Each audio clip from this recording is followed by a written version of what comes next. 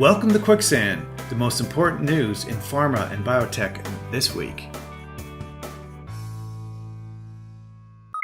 Theranos, the company that claimed it could perform a vast array of tests from a single pinprick of blood, is officially dissolving. Theranos, which owes at least $60 million to unsecured creditors, will turn over its assets and intellectual property to credit and investment firm Fortress. The action is the final act in Theranos' dramatic downfall. Founded in 2003 by then teenage Stanford dropout Elizabeth Holmes, Theranos grew into a $9 billion firm based on its promise of a blood test requiring only a finger prick rather than a vial of blood. A national partnership with Walgreens would eventually have resulted in Theranos' wellness centers within miles of every American. As the company's star rose, so did that of Holmes, who owned about half of the company's bullish value.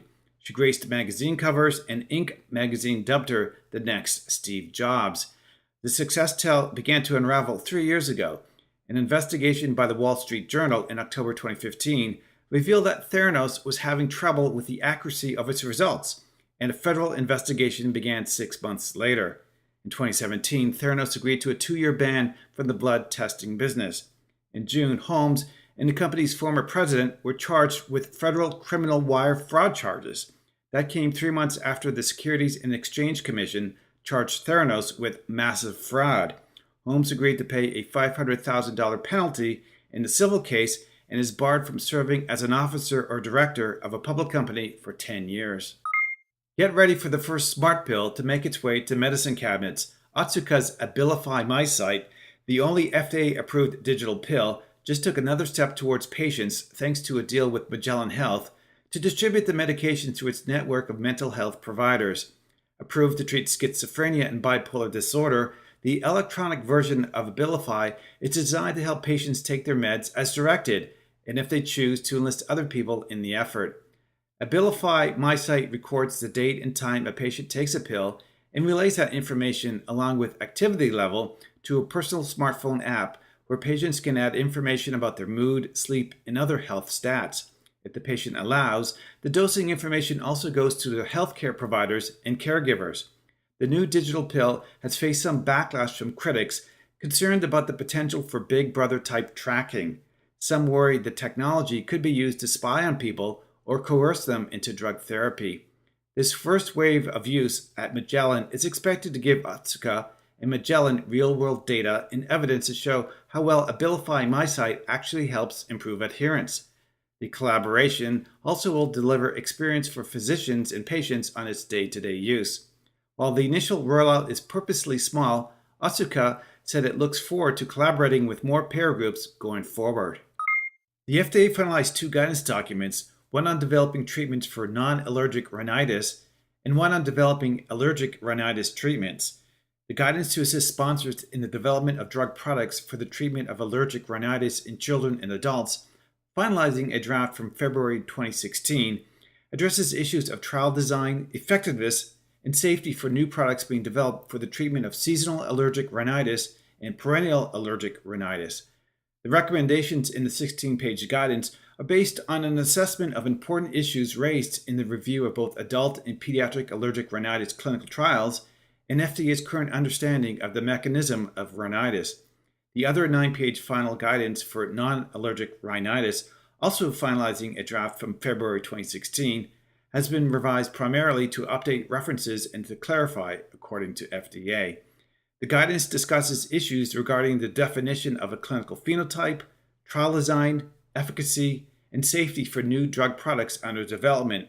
In particular, the guidance addresses development programs for the treatment of vasomotor rhinitis, which is a subtype of non-allergic rhinitis, FDA says. The FDA released an internal manual of policies and procedures on how pharmaceutical manufacturing sites are prioritized and selected for surveillance inspections.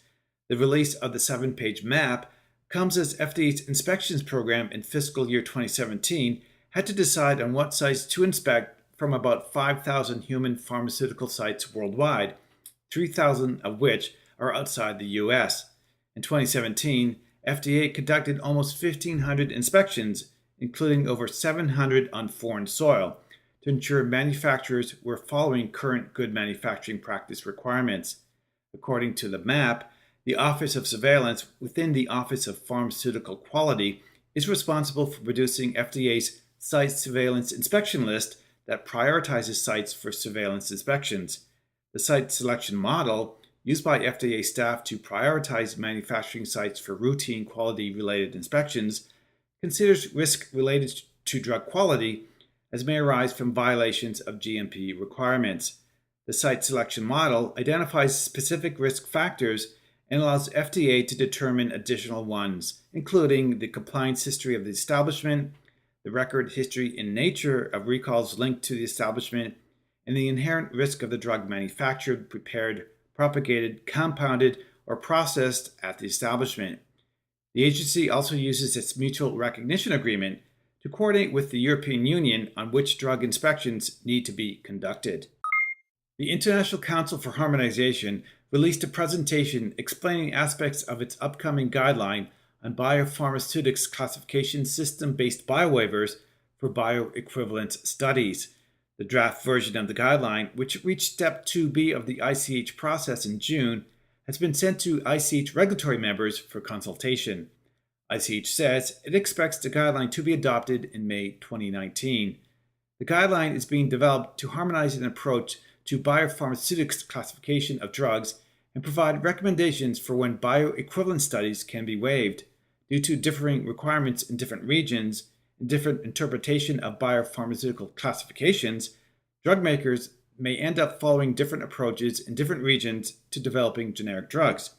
Using the biopharmaceutics classification system, drugs fall into 4 classes based on the aqueous solubility and intestinal permeability of the drug substance.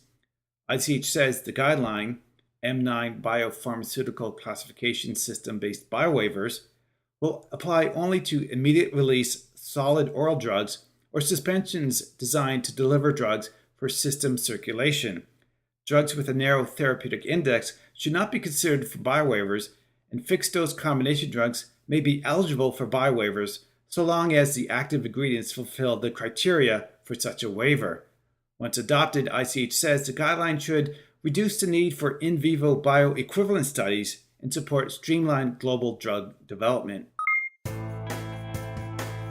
Thank you for listening to Quicksand, episode 46, September 10th, 2018.